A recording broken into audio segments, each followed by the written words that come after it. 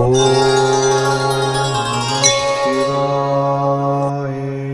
Spiritual ஜோதிடம் TV நேயர்களுக்கு astro KS ஐயங்காரின் பணிவான நமஸ்காரம். வார பலன் 29/4/2024 5/5/2024 வரலும் உண்டான வாரத்திற்கு மேஷம் முதல் மீனம் வரை என்னென்ன பலன்கள்னு பார்ப்போம். முதல்ல இந்த வாரத்தில் இருக்கக்கூடிய கோல்சாரம் என்ன, இந்த வாரத்தில் வரக்கூடிய விசேஷ நாட்கள் என்ன, இந்த வாரத்தில் எந்தெந்த ராசிக்காரர்களுக்கு சந்திராஷ்டமம், இது வழியாக பார்க்கலாம். முதல்ல இந்த வாரத்தினுடைய கோல்சாரம் அப்படின்னு பார்க்கும்பொழுது காலபுருஷ தத்துவத்தின் முதல் ராசியான மேஷ ராசியில் சூரிய பகவான், ஏன்னா சித்திர மாதத்தில் இருக்குது, சூரிய பகவான், சுக்கிரன், குரு 3 கிரகங்கள் இந்த வாரத்தில் 6ஆம் இடத்துல, அதாவது ஆரம்பிக்கும் பொழுது பார்த்தோம்னா இந்த வாரம் ஆரம்பிக்கும் பொழுது கன்னியா ராசியில் கேது பகவானும், சனி பகவான் கும்பத்திலையும், செவ்வாய், புதன், ராகு இந்த 3 கிரகங்கள் மீனத்திலையும் இருக்கக்கூடியது இந்த வாரத்தினுடைய விசேஷம். இந்த வாரத்தில் பெயர்ச்சின்னு பார்த்தீங்கன்னா வருட கிரகமான குரு பகவான் மேஷத்திலிருந்து ரிஷபத்துக்கு போகிறார். 1/5/2024 சாயந்தரம் ஒரு 5:30 மணிக்கு கிருத்திகை 1ஆம் பாதத்திலிருந்து கிருத்திகை 2ஆம் பாதத்திற்கு மேஷ ராசியிலிருந்து ரிஷபராசிக்கு போகிறார். தனியாக குரு பெயர்ச்சி பலன்கள் போட்டிருக்கேன், அதையும் பாருங்க ஒரு ராசிக்கும். சந்திர பகவான் இந்த வாரத்தில் பூராட நட்சத்திரம் தனுசு ராசியிலிருந்து ரேவதி நட்சத்திரம் மீன ராசி வரலும் போகிறார். அதாவது தனுசு, மகரம், கும்பம், மீனம் 4 ராசிகளுக்கு போகிறார். இந்த வாரத்தில் பார்த்தேனால் வரக்கூடியது, இந்த வாரத்தில் ஆரம்பிக்கும் பொழுதே சஷ்டி திதி, அதாவது 29ஆம் தேதி அன்னைக்கு சஷ்டி திதி. சஷ்டி திதியில் விரதம் இருப்பவர்களுக்கு சஷ்டியில் விரதம் இருந்தால் அகப்பையில் வரும் அப்படின்னு சொல்லக்கூடியது குழந்தை பிராப்திக்கு மிகவும் ஏற்றமான காலகட்டம். இதை தவிர முருகனுக்கு வழிபாடு மிகவும் ஏற்றம். அதாவது முருகப்பெருமானை நினைத்து சஷ்டி திதி என்று விரதம் இருப்பவர்கள் நினைத்த காரியம் கைகூடும். இந்த வாரத்தில் பார்த்தலையானால் 1/5/2024 அன்றைக்கி குரு பெயர்ச்சி பலன்கள். குரு பகவான் மேஷராசி கிருத்திகா நட்சத்திரம் 1ஆம் பாதத்திலிருந்து கிருத்திகா நட்சத்திரம் 2ஆம் பாதம் ரிஷபராசிக்கு போகிறது பெரிய விசேஷம். இதன் மூலியமாக அவருடைய பார்வையும் அவர் இருக்கும் இடத்தை வைத்தும் பார்வை பலனை வைத்தும் ஒரு ராசிக்கும் தனித்தனியாக மேஷம் முதல் மீனம் வரை உண்டான ராசிகளுக்கு உண்டான பலன்களை போட்டிருக்கேன், பாருங்கள் அவசியமாக. இந்த வார கடைசியான 4ஆம் தேதி, அதாவது இந்த வாரம் சனிக்கிழமை 4ஆம் தேதி அன்றைக்கி பார்த்தோம்னா 4/5/2024 அன்றைக்கி ஏகாதசி. இந்த ஏகாதசி விரதம்ன்றது வைஷ்ணவர்களுக்கு மிகப்பெரிய ஏற்றம். அதாவது இது கிருஷ்ணபக்ஷ ஏகாதசி, மூவிங் டுவர்ட்ஸ் அமாவாசை, அதனால் கிருஷ்ணபக்ஷ ஏகாதசி இது மிகப்பெரிய விசேஷம். பாப விமோசன ஏகாதசின்னு பேர். இந்த விரதம் இருப்பவர்கள் எந்த விதமான பாவங்களாக இருந்தாலும், தவறு எந்த ஒருத்தருக்கு பண்ணியிருந்தாலும் அதை போக்கக்கூடிய பாப விமோசனி அப்படின்னு சொல்லக்கூடிய ஏகாதசி.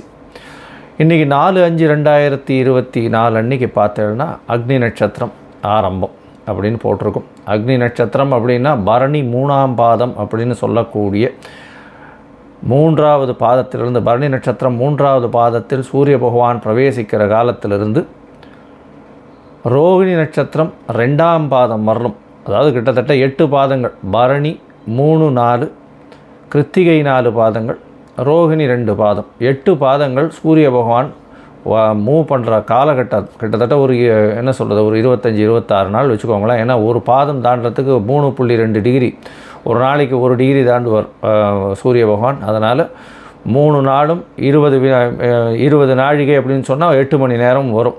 அதனால் 8 பாதங்கள் தாண்டணும் அப்படின்னா கிட்டத்தட்ட அவர் 25-26 நாள் ஆகும். ஸோ 4ஆம் தேதியிலிருந்து 29ஆம் தேதி வரலும் கிட்டத்தட்ட அக்னி நட்சத்திர காலம் அப்படின்னு சொல்லக்கூடியது. அது 4/5/2024 29/5/2024 வரலும் உண்டான காலத்தை அக்னி நட்சத்திர காலம்னு சொல்லக்கூடியது. இந்த காலகட்டத்தில் பொதுவாகவே சுபகாரியங்கள் பண்ணுறது இல்லை. அதாவது இப்போ வீட்டில் சுபகாரியங்கள்னு சொல்லக்கூடிய திருமணம், காது குத்தல், இந்த மாதிரியான சீமந்தம், இந்த மாதிரியான விஷயங்கள்லாம் பண்ணுறதில்லை. இது ரொம்பவும் முக்கியமான விஷயம்.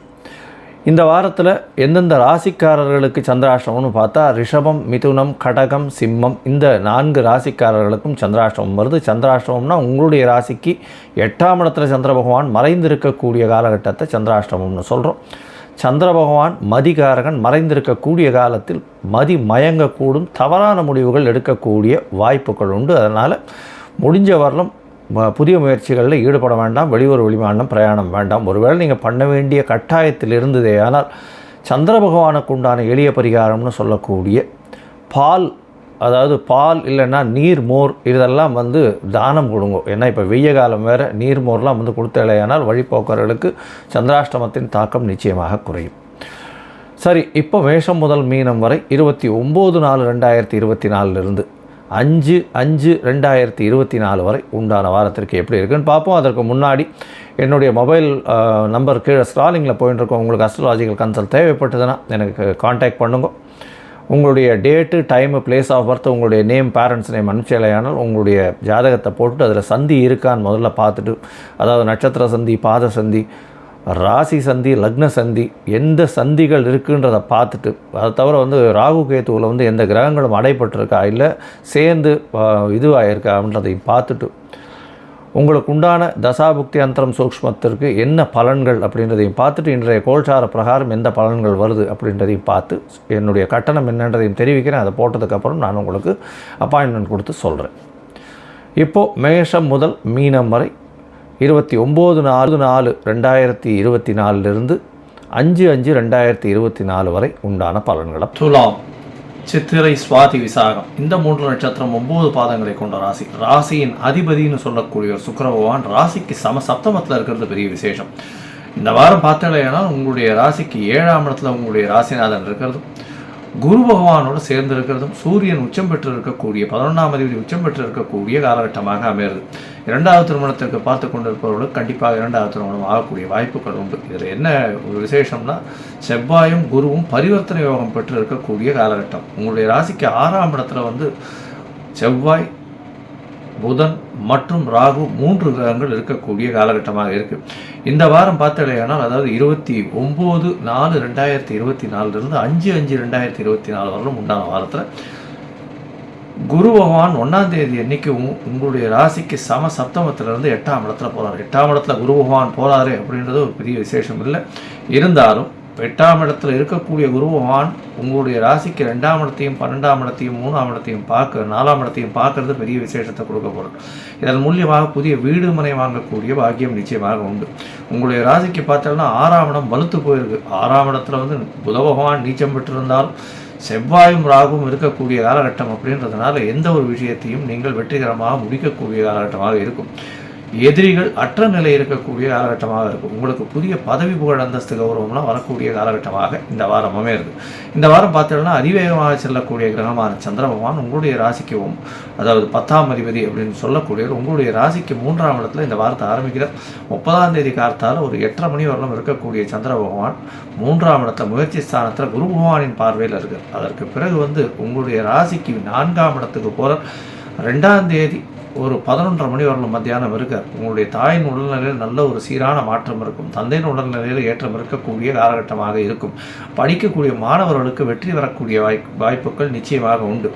அதை தவிர வந்து புதிய வீடு மனை வாங்கக்கூடிய பாக்கியம் நிச்சயமாக இருக்கும். இதில் என்ன ஒரு பெரிய விசேஷம் அப்படின்னா, 29ஆம் தேதியிலிருந்து 2ஆம் தேதி வரலும் குரு பகவான் உங்களுடைய ராசிக்கு 4ஆம் இடத்தை சந்திர பகவான் போகிற இடத்துல எல்லாம் பார்த்துட்டே இருப்பார். அதாவது 3ஆம் இடத்தையும் பார்ப்பார், 4ஆம் இடத்தையும் பார்ப்பார். அதன் மூலியமாக முயற்சிகள் அனைத்தும் வெற்றி வரும்.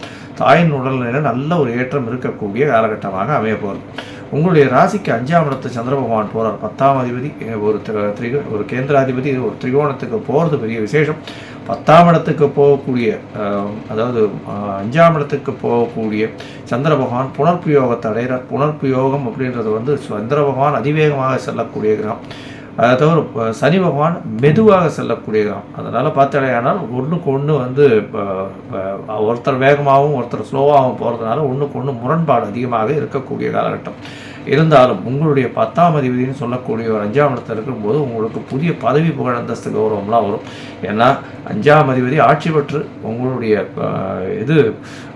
மூல திரிகோண வீட்டில் இருக்கிறது பெரிய விசேஷம். கும்பத்திலே இருக்கார் சனி பகவான். பெரிய ஏற்றம் கிடைக்கக்கூடிய காலகட்டம். உங்களுடைய ராசிக்கு பார்த்தாலேயானால் 4ஆம் தேதி ஒரு சாயந்தரம் ஒரு 3:30 மணி வரலும் இருக்கக்கூடிய சந்திர பகவான் 5ஆம் இடத்துலேருந்து 6ஆம் இடத்துக்கு போகிறார். அங்கே 4 கிரகங்கள் ஆறுது. அதாவது சந்திர பகவானையும் சேர்த்து செவ்வாய் புதன் ராகுவோடு சேர்த்து சந்திர பகவானும் வர்றதுனாலையும் பெரிய ஏற்றம் கிடைக்கக்கூடிய காலகட்டம். சந்திரனும் செவ்வாயும் இருக்கக்கூடியதுனால சந்திர மங்கள யோகம் அமைகிறது. புதிய வீடு, கடன் வாங்கக்கூடிய பாக்கியம் உண்டு. போட்டித் தேர்வில் வெற்றி அடையக்கூடிய பாக்கியம் நிச்சயமாக உண்டு. உங்களுடைய ராசிக்கு பார்த்தீங்கன்னா பெரிய ஏற்றம் கிடைக்கக்கூடிய காலகட்டம். திருமண யோகம் வந்தாச்சு. 7ஆம் இடத்தில் இருக்கக்கூடிய குரு பகவான் திருமண யோகத்தை கொடுப்பார். குடும்பத்தில் நல்ல ஒரு ஏற்றம் கொடுக்கக்கூடிய காலகட்டம். பேச்சில் நல்ல நளினம் இருக்கும். படிப்பில் நல்ல கவனம் இருக்கும். உங்களுக்கு பொதுவாகவே இந்த வாரம் பார்த்தலையானால் இந்த குரு பயிற்சியின் மூலியமாக பெரிய ஏற்றமும் மாற்றமும் உங்களுடைய வாழ்வில் வந்தே சேரும். நீங்கள் அருகில் இருக்கக்கூடிய ரங்கநாத பெருமாளை போய் சேவிச்சுட்டு வாங்க. அவருக்கு ஒரு முல்லைப்பூ சாத்திட்டு வாங்க. அது ஒரு பெரிய ஏற்றம். இதை தவிர பார்த்தோம்னா இந்த ரங்கநாத பெருமாளை போய் சேவிச்சுட்டு பாதாம், அதை தவிர திராட்சை பழம், அதாவது திராட்சை, உலர்ந்த திராட்சை கொண்டு போய் கொடுத்துட்டு வாங்கும். உங்களுக்கு உண்டான எல்லா விதமான நன்மைகளும் நடக்கக்கூடிய காலகட்டமாக இந்த வாரம் அமைகிறது.